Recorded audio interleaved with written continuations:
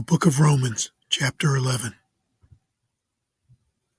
I ask then, has God rejected his people? By no means, for I myself am an Israelite, a descendant of Abraham, a member of the tribe of Benjamin. God has not rejected his people whom he foreknew. Do you not know what the scripture says of Elijah, how he appeals to God against Israel? Lord, they have killed your prophets, they have demolished your altars, and I alone am left, and they seek my life. But what is God's reply to him? I have kept for myself 7,000 men who have not bowed the knee to Baal. So too at the present time there is a remnant, chosen by grace.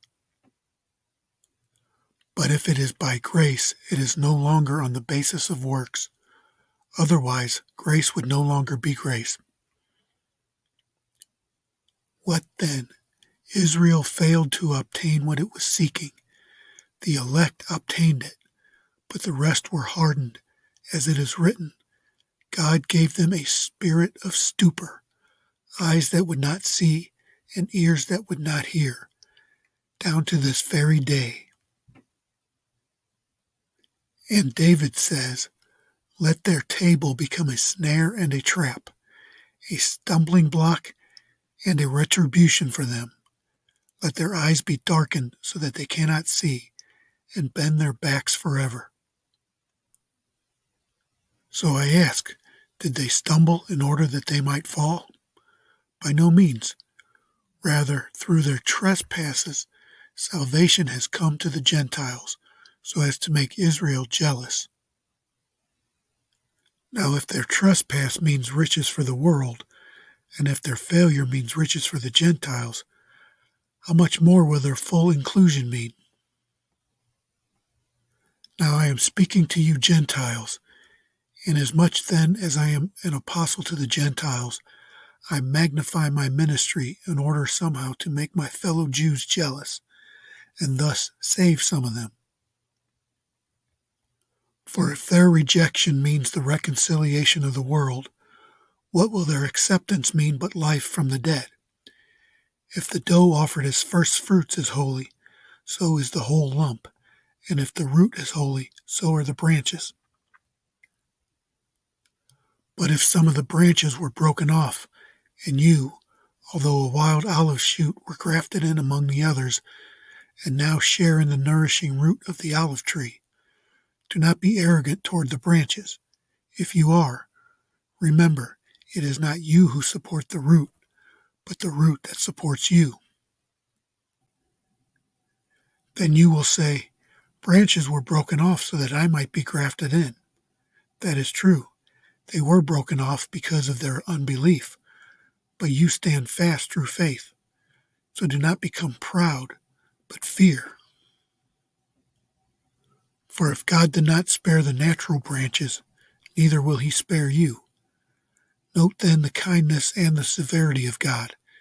Severity toward those who have fallen, but God's kindness to you, provided you continue in his kindness. Otherwise you too will be cut off.